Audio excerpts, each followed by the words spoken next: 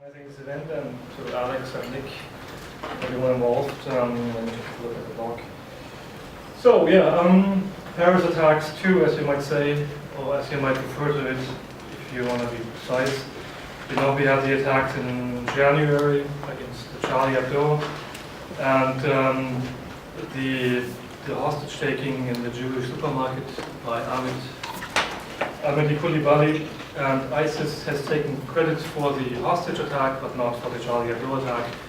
And in the responses to the recent Paris attacks, ISIS has only been referencing the attack on the Jewish supermarket and has mentioned Charlie Hebdo, but has not kind of referenced it in full, as it has done with the hostage-taking and execution of shoppers at a kosher supermarket. So what do we have when we talk about IS? IS is nothing new. I mean, the self-proclaimed Islamic State, in short, has taken up all, it's a win-win situation for IS, basically. They've taken up all the Al-Qaeda penned material from the ideologues, from Abdullah Azzam, from Ben Laden, from Zawahiri in parts, and from hundreds of other scholars. We have about probably 350,000 Arabic language texts, which are sometimes a few pages long, sometimes even a few hundred pages long, going back to the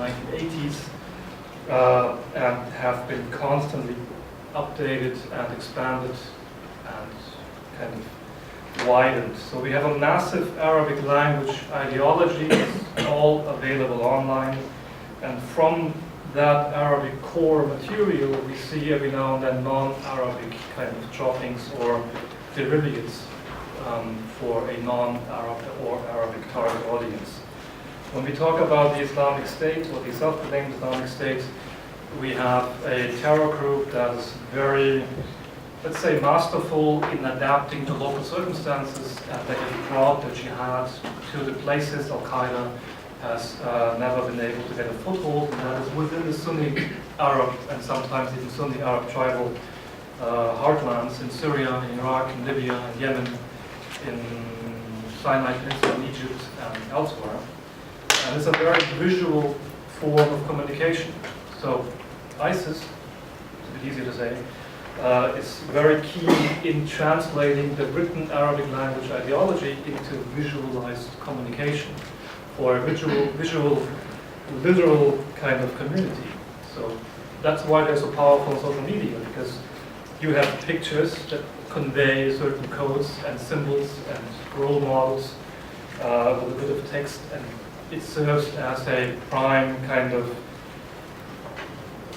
vehicle to initiate individuals into the mindset, into the worldview, into the redundant but very coherent readings of specific Islamic scripture employed by Al-Qaeda and defined by Al-Qaeda, but put into practice within territory held by ISIS, making it a very powerful kind of element. Here's why we fight, and here's how we fight. Here's how we police communities. This is how we implement our understanding of Sharia law. This is how we treat homosexuals, the punishment of such people. This is how spies are being dealt with, being executed in a number of ways.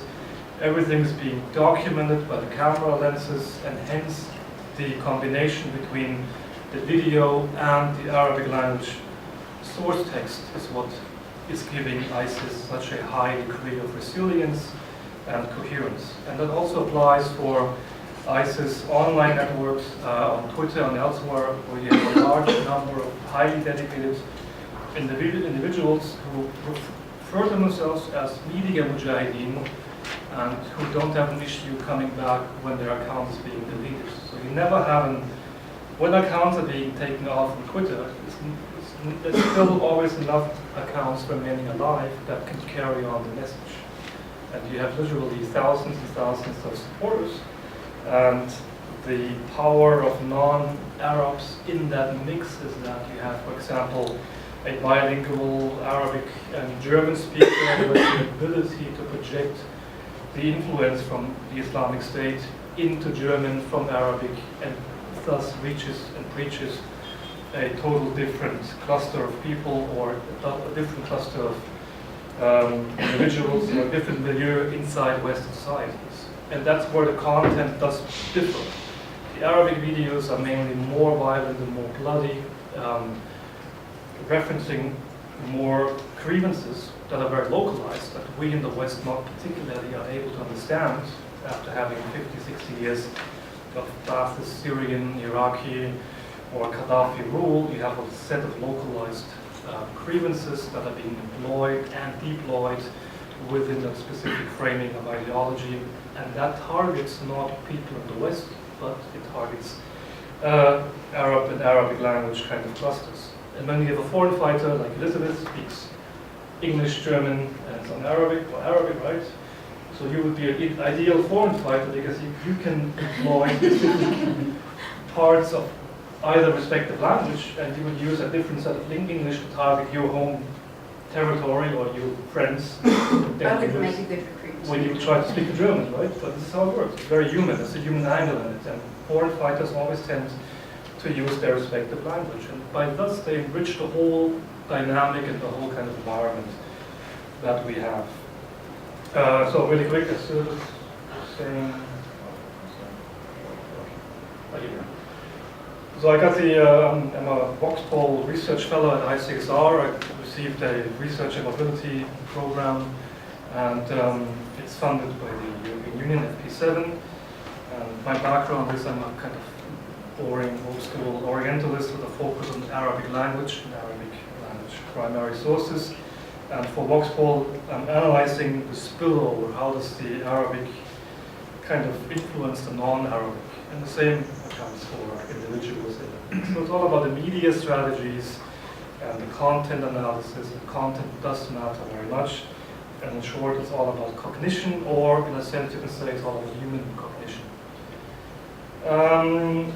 Very briefly, when we look at online networks, everything you see online is coming from the offline, naturally. And I wouldn't disconnect on and offline, especially in the case of ISIS. They're very closely related, and on and offline is pretty much dealt in the same way. So you have a camera documenting some smart guy talking some stuff, and that goes up on the internet and continues to kind of exercise influence beyond the very local physical kind of limitations.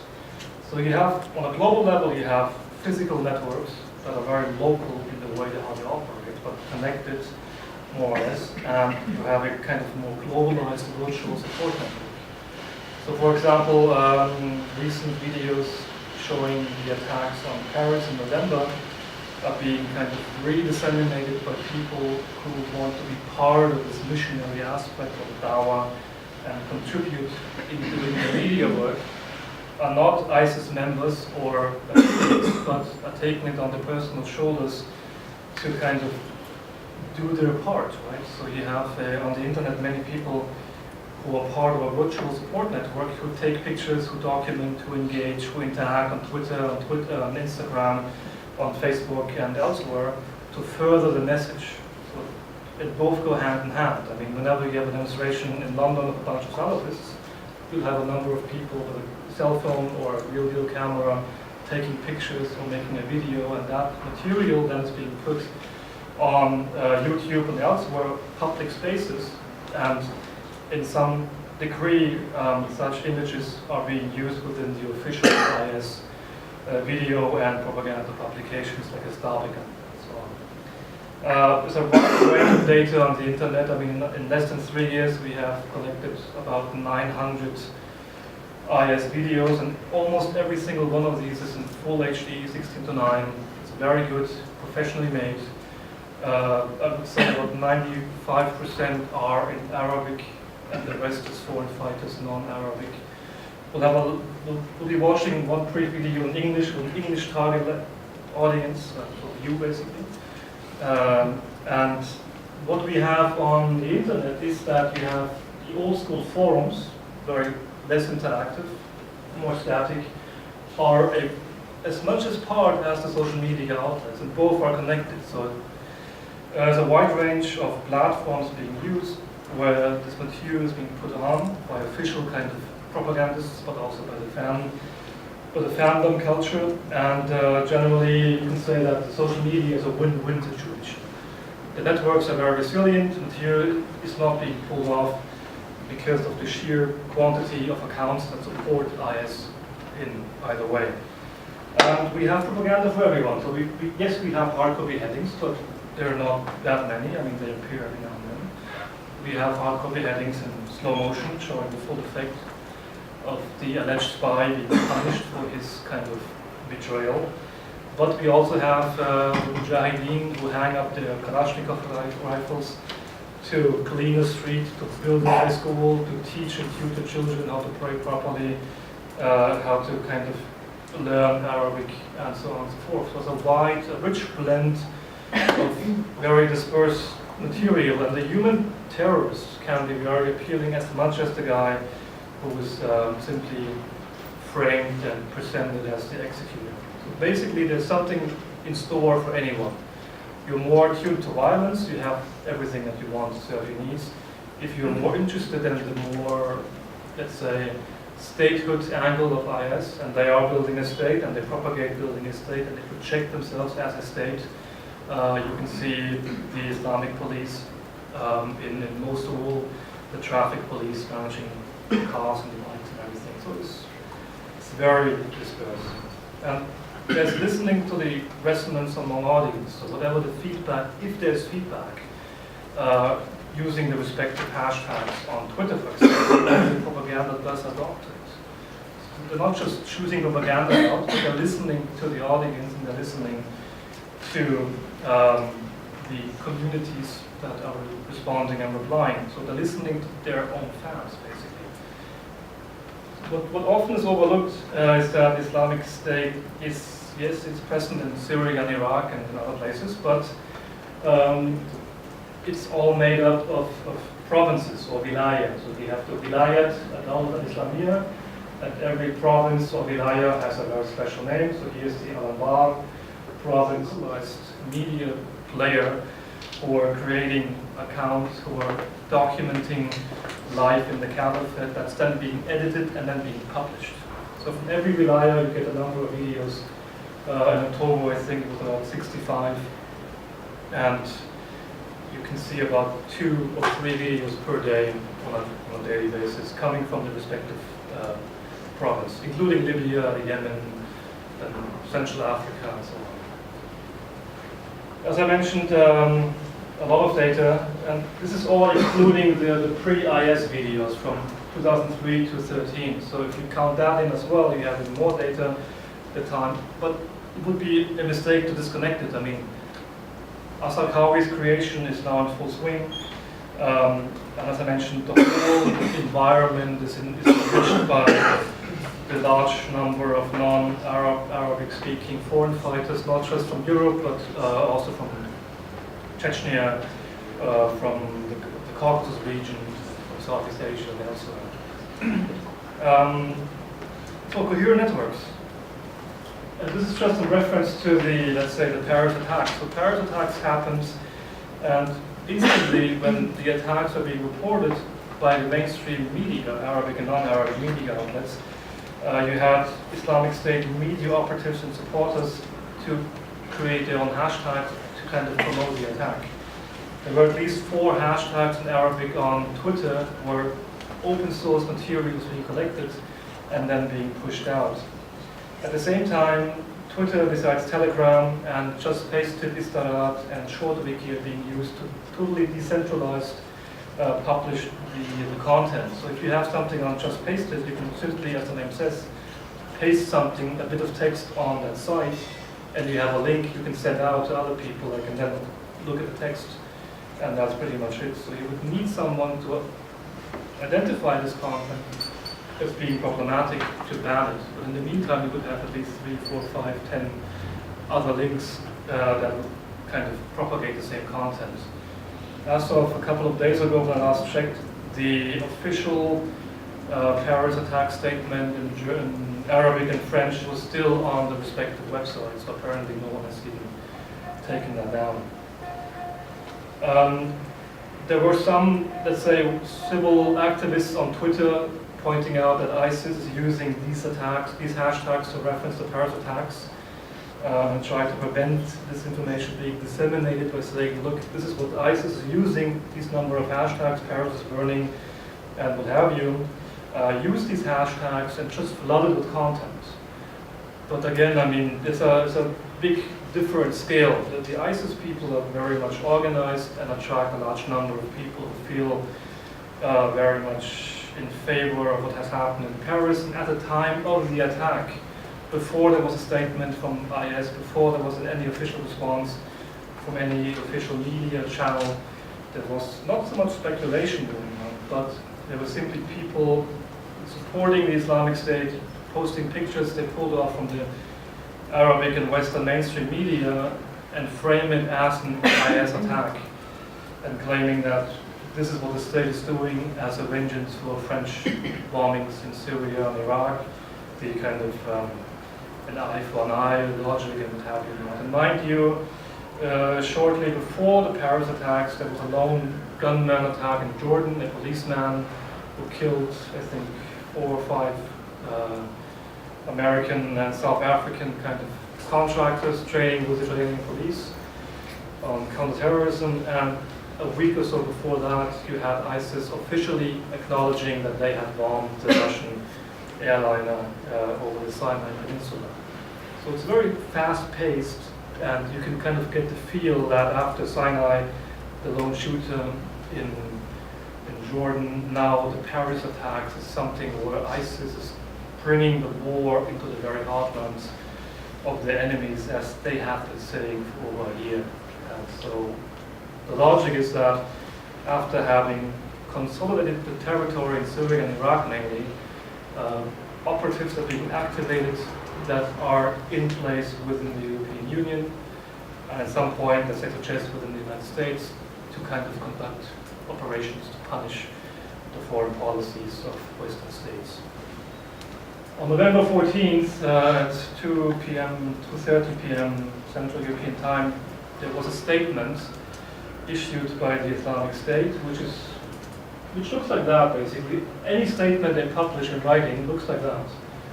So that's the logo here. This is breaking news statement regarding the blessed attacks on Paris and France and Crusader France. And then you have here is the whole statement listed. It's out the specific verse from the Quran, which is taken out of context to fit the needs. And it praises the group of 8 soldiers of the caliphate, the Junud al-Khilafa, who attacked 6 different locations in Paris at the same time. So it gives them all the self-esteem. The stadium attack is being outlined here as having targeted the German-French kind of friendship match, and underlined is that President Hollande was there personally, so the attack is being kind of framed as a direct attack on the French president, while at the same time the shooters on the Bataclan and other locations is being kind of indicated as a punishment for those who have been supporting French foreign policy. So it's the white middle class that is being considered as those people who are backing the French government, who are voting for those in power, and for either out of ignorance or not caring, don't have much of an opinion about Syria and Iraq. And IS, don't forget that all the time what they want to achieve is to be recognized as a state. That's why they've changed the name to the Islamic State. And this is a foreign policy at conducting justified military action against an enemy that is a threat to the very state. And you might feel reminded of what the West is doing when it comes to rhetorical and active means dealing with IS, Syria, and Iraq. The term Mushrikeen, interestingly, I mean, here you have a clear framing of the enemy. Asalibiya is the crusader, and Asalibiyun are the crusaders. So, clear definition of the mainly Christian enemies who are conducting a neo-crusade or part of a wider conspiracy to attack and kind of keep down the real Islam but mentioning the mushrik or mushrikin in this context even enables IS to reach as far as saying that any alleged Muslim or Sunni Muslim that has died by the hands of the soldiers of the caliphate are not really Muslims because they are associating partners next to God, thus they have committed an act of apostasy, making them legitimate targets. In short, I mean, this enables them to kill anyone in France, even a man or woman who has an Algerian kind of heritage, who's enjoying on a Friday night a coffee on the street-side cafe. So that's the logic ISIS employs, because for ISIS everything is about hegemony, and ISIS is claiming foreign fighters, referring to dissidents, speaking sometimes in a high level of very colloquial Arabic, very good, very well trained and very colloquial, and also in French, including French dialects. So this is about targeting milieus and speaking to your communities in your countries of origin. Of course, there were others, Russians, Austrians, Chechens, and so on. And on November 25th, a video was published that specifically kind of asked the Americans, so when will you send back in the ground troops? So America now respite, and what are you waiting for? We are ready for you. And the Paris attacks are just being set as a kind of first condition that will be repeated in the next month in European capitals, and likewise within the US. So the first video published on November 16th is the joy of the Muslims regarding the raid on Paris. So we have a number of local people in Kirkuk responding to the attack. November 17, 3 videos. The first one is not Paris related, the second one is not Paris related, and the third one, the first one is regarding, the first one here is for Paris. Was it Paris? No, sorry. So these 3 videos actually are not even Paris related. We have just here you have like an overview of material and personnel destroyed and killed in the Sinai Peninsula. Down here you have a message to the soldiers in Yemen who are refraining to go and fight, join ISIS, and the top video is a testimony of a suicide bomber in Iraq, I think.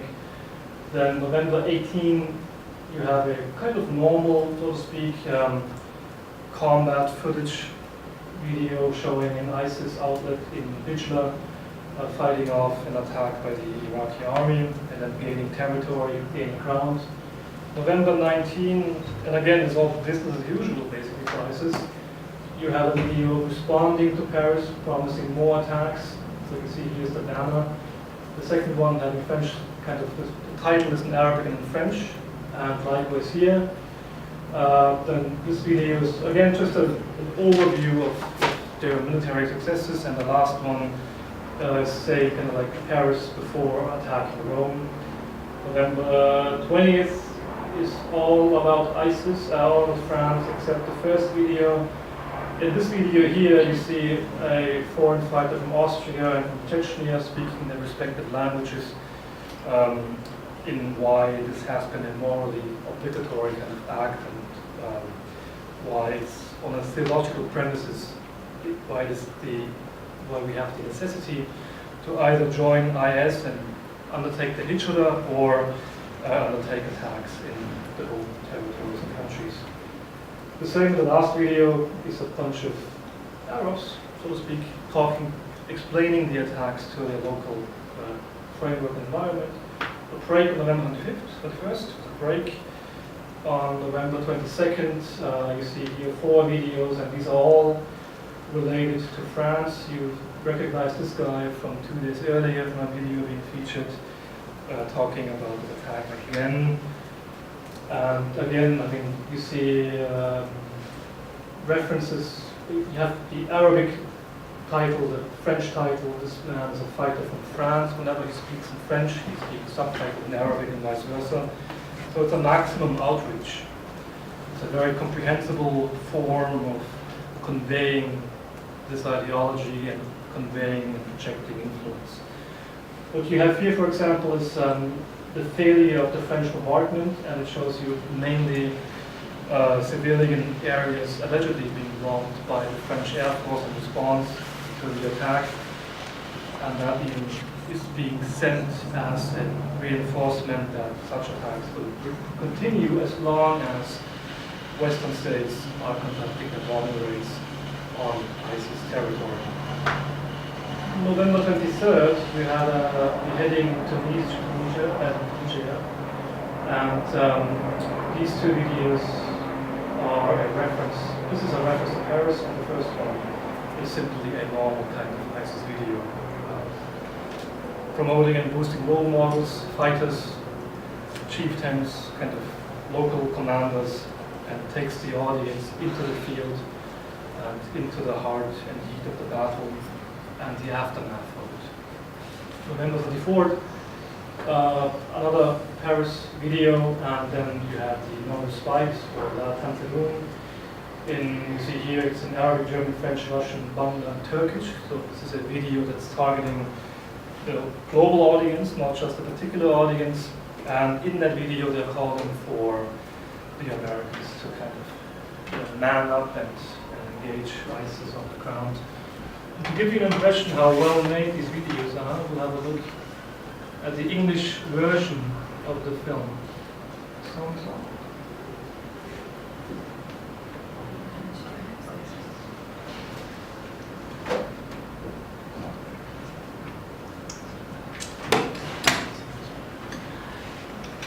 Spain. It was established in the year 1435 Hijri. Its leader from the tribe of Quraysh is Sheikh Abu Bakr al-Baghdadi, and its territory is already greater than Britain, 8 times the size of Belgium, and 30 times the size of Qatar. It's a state built on the prophetic methodology, striving to follow the Quran and Sunnah, not a secular state built on man-made laws whose soldiers fight for the interests of corrupt legislators, liars, fornicators, corporations, and for the freedoms of silence. We are men honored with Islam who climbed its peaks to perform jihad, answering the call to unite under one flag. This is the source of our glory, our obedience to our Lord. We are uncompromising in our call to Tawheed.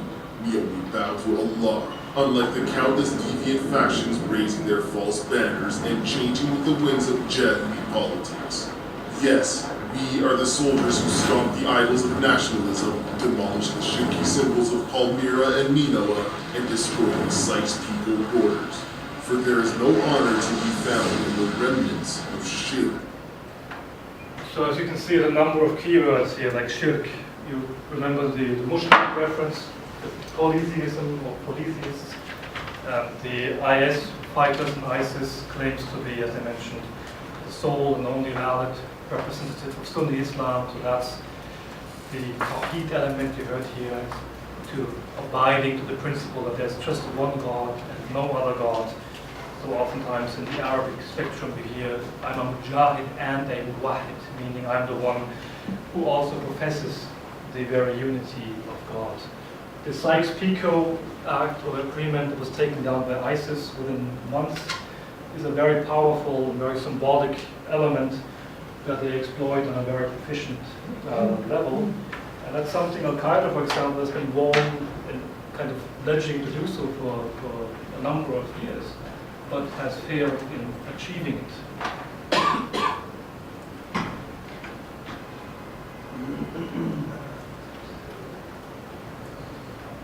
And the English version was downloaded about 120,000 times within a couple of days after it was published. So you see it's a big thing. And it's just on one link, so you need to differentiate between downloading the videos and watching it on a streaming platform like YouTube. So if you want to get an overview how many people are consuming this, you need to look up as much links as possible, how many times they were viewed, and then find the video on downloading platforms and try and get an estimate, which is very difficult. But if you measure online Twitter networks by using the respective hashtags, you can get an impression of how many Twitter messages have been sent using the same hashtag or are referencing the specific video and so on and so forth.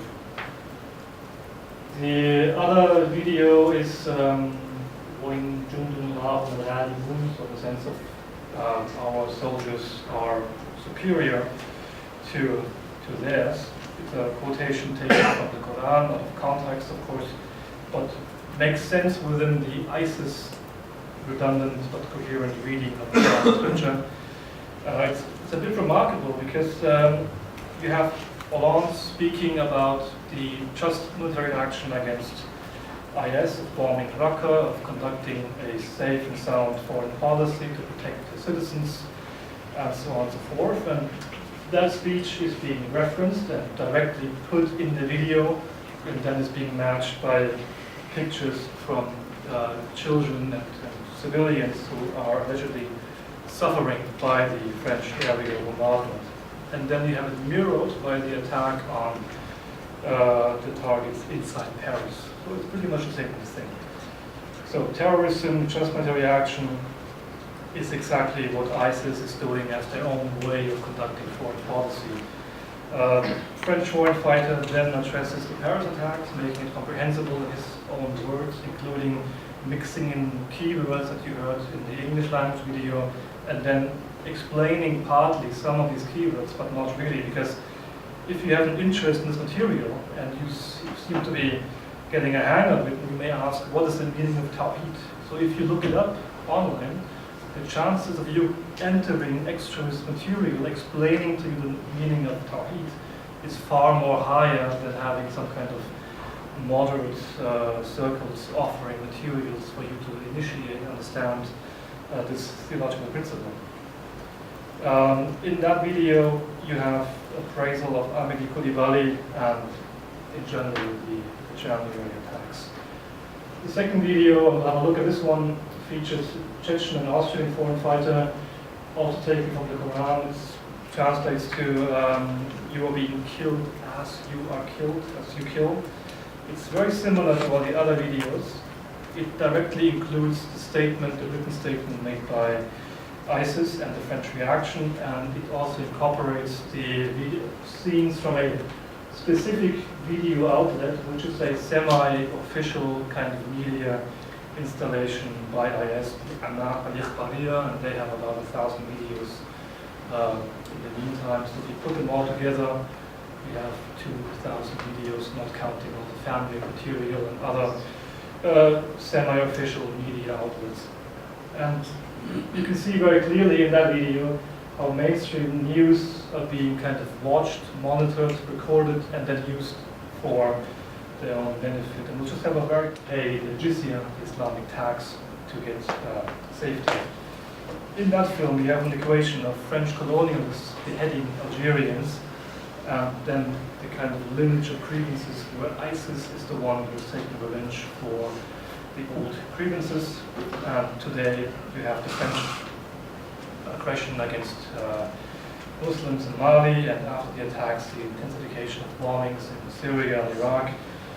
You see pictures from the Stade de France. You get a sequence of normal environment, a stadium, a German-French friendship match, and then it's being met by the terror projected into the hearts of the enemies, as ISIS oftentimes refers to it, and before Al-Qaeda, when you have collected from mainstream news outlets the panic in the stadium. And the responses, 8 soldiers of the caliphate are kind of conducting this revenge operation, which is underlined by a nasheed or a song without instruments, a cappella style, that was published on late October in French, Avancé, which then kind of blends over to a quite variety of foreign fighters who talk about the attack, IS, why they joined, why they fight, and so on. So, last video of the day.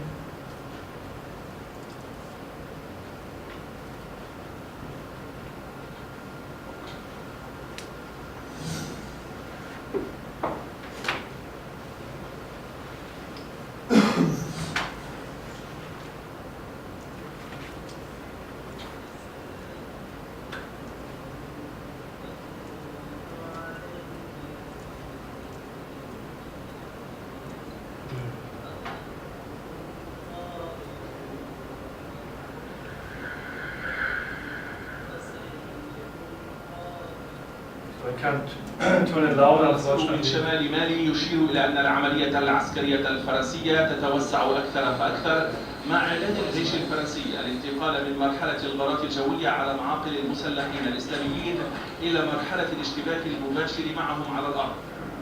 عززت القوات الفرنسية في مالي وزادت من أعدادها إلى نحو 1400 جندي بعد يوم واحد من بدءها هجوما بريا على المتمردين الإسلاميين في مدينة ديابال الواقعة على بعد 400 كيلومتر شمال العاصمة وفي أعقاب غارة جوية نفذتها على مصدر استهداف because as a crusader state, that's what France is doing.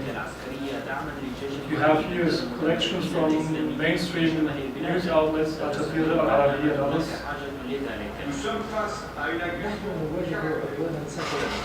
لذلك فرنسا تستجيب فرنسا إلى جانب شركائنا الأفارقة لطلب سلطات مالي. سنقوم بذلك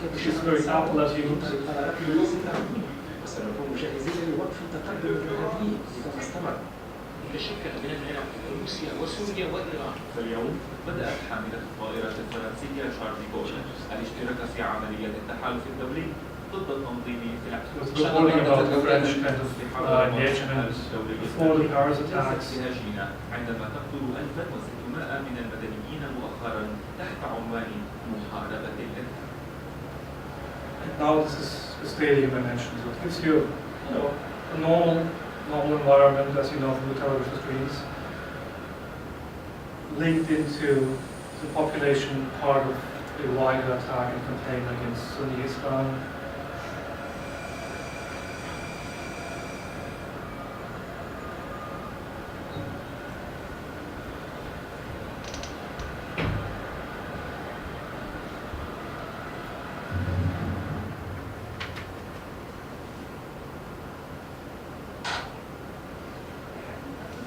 This is the aftermath, right? And you have plenty of such footages.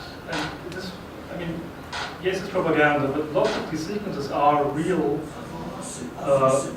don't know who did the bombing, but you have plenty of such material which serves the purpose of ISIS very well. So here you have the French language sheet and the suicide bomber who's put on his list, is getting ready for the operation, the trigger on his right hand. The terror you see from Al-Raqqa is now being projected into the start of France.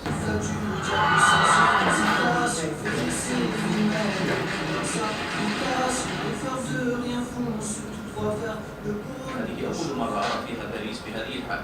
أمر مخيف. الجميع يشعر بالخوف. الناس لا تنظر. You have foreign fighters addressing the audience in their respective language, and that's going to be all. So thank you very much.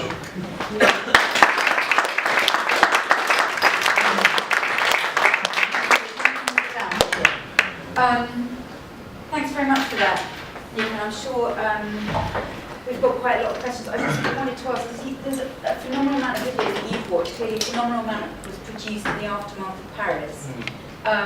3-4 videos a day. Have you got any sense of how many outlets are making, how many people are involved in making these videos and whereabouts they're based? Can you get a sense of that? I mean, it's like the BBC, right? I mean, you have a nationwide broadcasting company, or Khilafah-wide broadcasting company, and they produce fairly few videos. I mean, maybe 1 or 2 a month, but on an almost daily basis, you have videos coming from either province. Because you have cameramen who are embedded with the Mujahideen fighting the front lines, but you have likewise a wide range of media operatives in the hinterland where they are consolidating territory and documenting the application of Sharia law, for example, or showing how the Islamic police is policing communities, taking care of the proper handling of meat in the markets and stuff like that. So we have a huge array of material that allows IS, and again very locally, to make use of the talents that they scout and spot to put them into media departments. So I would assume per province must have probably 20, 30, 40 guys minimum doing the work on the outside, like going to the police places, documenting the application of ideology, and then you have a number of women in the background also being part of this media outlet. But it's very decentralized. Yeah. I mean, the final take on the videos, you have video being published featuring either, like you've seen, very specific or more like a longer range of life in the caliphate, so to speak. At some point, it must be a proven prior to publication. But again, I mean, you saw the number of videos. It's a continuous flow.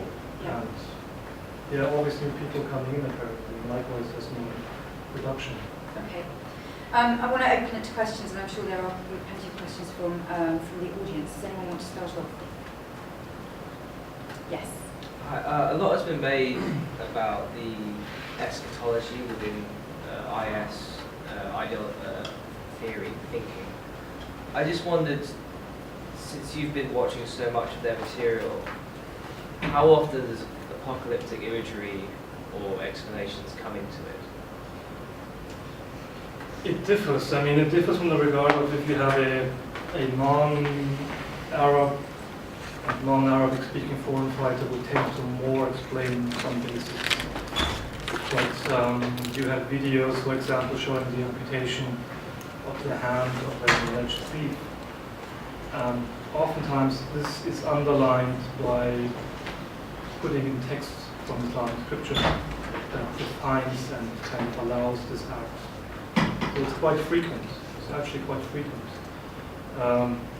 The destruction of Shiite mosques in Iraq is also kind of enriched by texts from 13th, 14th century ideologues, Ibn Taymiyyah, Ibn Qayyim, and so on. That is just a brief text in the video popping up and then showing the destruction of the shrine, or the mosque, or the grave of the holy man, and so on, or even the tree of Moses. And the thing is that you can't really disconnect videos from texts. If you have questions, why is someone doing that in this video, and you go on Twitter or the forums or elsewhere, you're going to have a lot of people who are committed and initiated already, proposing that you read this and that or watch this in that video that will explain it to you in great length. And that's kind of the coherency that we have. When the Jordanian Palace was burned, a lot of people on Twitter were asking, is it really legitimate in Sunni Islam to punish your enemy with fire? And there's a saying that forbids it. So ISIS didn't really kind of declare why they're doing it at first. So a lot of people, a lot of sympathizers and members, if you want, on Twitter in particular, were very keen to find their own explanations, drilling into the existing corpus of texts and outlining, well, here's a fatwa from a cleric from the 1990s who was allowing this, and here's something from the 2000s, and putting it together, making it much more powerful than some kind of central figure going, this is why we allow it. But still later they published a one-page fatwa allowing this act, and it's not about the fire punishing the pilot, but it's the combination of fire, heat, and the iron bars coming down on him in the cage, who's then being buried by the rubble from, allegedly, the building he has bombed. So it's an eye-by-eye kind of reasoning, and you can, visually you can initiate that. But if you have more questions, you will have a large number of people who seek to answer these questions. And you don't have to be in Arabic or it doesn't matter which language. Okay. Thank you. I had two different types of questions. So my first question is, how effective do you think this method is, utilizing the media? So to what extent is it replacing the human contact version of radicalization? And the second question is, what are these media outlets doing to prevent this from occurring? So are they actively trying to take down videos or employing people to do so? You mean the social media platforms? Yeah. I mean, Twitter and Facebook and Telegram now, they are actively deleting accounts and groups and channels. But I mean, there was one case of the Aserviti Media Twitter account, semi-official IS media channel. They produce their own videos. They've come back for nearly 300 times. I mean, they are really highly dedicated. And you can be a median jihad, as defined by Al-Qaeda, but they never had the mass or the momentum to actually implement it into practice, whereas ISIS does. So a number of people are not inside the caliphate, but are kind of doing their jihad by partaking in this missionary aspect. Everything is because it's the same language, or the iconography, or the avatars, and so on. And again, they also come back. I mean, look at the female alleged IS members inside the caliphate. They get taken off from Twitter, and they keep them coming back. So-and-so, Al-Qatani. You know, they just are so dedicated and initiated. And for them, it's nothing. I mean, like for you, if your Twitter account goes down, you open up a new one, right? Yeah, but at the same time, there's difficulty in gathering new friends and trying to spread out the same message. And also, one of the things I did want to kind of touch on is the deterrent aspect of things. So on the legal side, what countries are doing to kind of deter people from sending out these kind of messages. So I know in extreme cases here in the UK, if you put up a certain message, you might get arrested or go to court because of it. And so is that going on around? So on. I mean, it may be the case in the I don't know. I mean, if you tweet pro-IS, you think you're going to be on the radar and be arrested at some point soon? So you need to have a certain amount of outcome before you're being spotted, identified, and then kind of followed up. I mean, the Arabic spectrum, it seems to me that there isn't much material attempting to counter this. And when we did an analysis with Ali Fisher on the Twitter networks in favor of the burning Jordanian pilot in Arabic, and the Western-sponsored counter-narratives, basically there are two networks, and the counter-messages don't even touch on the ISIS networks. So it's two pair of shoes, and that's it. And I mean, when I look at my non-Arabic stuff on Twitter, there's hardly any kind of anti or counter messages. And then oftentimes the counter material is not very extensive. I mean, you see the quantity and the quality and the combination of text and the videos and the terror group having territory. It's very difficult to engage. You would need to engage in the Arabic language material, and you would need to find partners, Muslim partners, who can engage with it on a theological basis, challenging it on a theological basis. But, I mean, the State Department's Twitter handle, turn away, think again, I mean, they have a huge number of tweets, but very limited impact. And ISIS even makes fun of them every now and then. So it's very skewed. I mean, that's the thing. It's very skewed. And the problem with the IS and Al-Qaeda ideology is that it makes sense the more you get initiated. It makes more sense because these are like closed circles with writings that sometimes appear to be like a doctoral thesis. You have footnotes, references, follow-up reading. So it's very intellectual, high-value material that is then being put into practice, and the videos are making it accessible to non-Arab speakers and also making it more digestible to those who don't want to read all the stuff. But if you are a religiously committed person, I tend to believe that reading at least one book is key and core of this issue.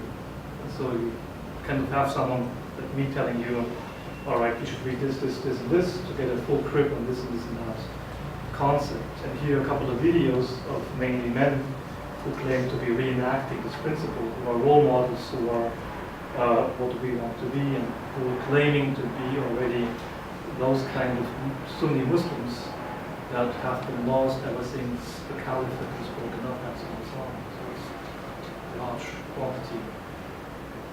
Okay, do we have any other questions? Yes. What we see is that ISIS is using tools of the internet to communicate, and they're using it as a propaganda tool, I guess. And some of the tools they're using, like just paste it, to anonymously spread information. I was wondering if you have seen other tools they use and other ways they use to communicate, but to also to keep their operational security. I mean, the operational security, I mean, of course, you have physical networks, face-to-face. Yeah, I'm talking about now the internet. Yeah. I mean, sorry to go back to you, I mean, internet radicalization, partly yes, initiating you into this environment, but the face-to-face is still what matters most to get you totally radicalized. But it can get you into the proximity and can initiate you into this whole kind of world. So that's how I see the internet. So if you change masks because one mask is becoming too moderate after you initiate yourself here, you can get pulled in deeper into this kind of environment. That's what the local environments are not. I mean, just Tasted is just one of many. I mean, you have Dum2, you have the Arab version of it, what's called the Nasher.me, and so on. I mean, whatever platform you can think of, it's being used in one way or another by either official IS channels or by sympathizers. What they advocate basically is don't use your mobile phones in using the stuff when you're outside of caliphate. Use TweetDeck or the classical Twitter interface and use the Tor browser. So that's one of the main things they're concerned about. Tor browser, laptop, anything that can kind of protect you from being identified. Apart from that, and if you look at the Twitter feed, I mean, most people are lazy, right? And like going on Tor browser and having a laptop with you is a little burden. So they still do use the Samsung Android phones mainly, and then the iPhone, and then the classical web interface. But it changes. Sometimes you have more Twitter feeds coming from the classical web interface and TweetDeck, and then mainly you have the mobile devices being used to tweet material. There's encryption, there's handbooks, there's advocating using dead drops, using the Yahoo email service, for example, sharing the passwords, so you don't send anything, you just have something stored there. The classical kind of stuff you've been knowing for years. And then on the online jihadi forums, you have everything anyway, right? So you can just connect via a private message or on Twitter if you're following each other, and use anything anywhere and just paste it to exchange that needs to be exchanged. When you put something into a 400-page long book and paste that on a just pasted site, and what are the chances of being discovered? Fairly slim. I mean, they're not genius and they're not overly cautious. They use the internet like we do, with the exception of using a Tor browser regularly and being a bit more paranoid. But other than that, it's a very fluid environment that has a high degree of fluidity to the mobile devices. And that makes them so attractive. And they understand that the pictures and the tweets coming from within the caliphate are very attractive because in his or her own words, tailored to his or her own specific home clientele, they can get to people that no Arab or Arabic language kind of ISIS member can get to. And that's the same sentiment how foreign fighters are being used in the videos. You rarely see them fighting. I mean, apart from the Chechens do a lot of fighting. But you rarely see Germans or British people fighting. You do see them every now and then. But the main videos show you Arab speaking, like various dialects from neighboring countries and Syria and Iraq, including fighting and doing the work they do, right? And kind of documenting their life at the front line. And again, here lots of messages and codes are being conveyed that may be understood if you initiate yourself enough to understand the symbolism and the iconography and what have you. Like the raised index finger to profess the oneness of God, the Tawhid principle, right?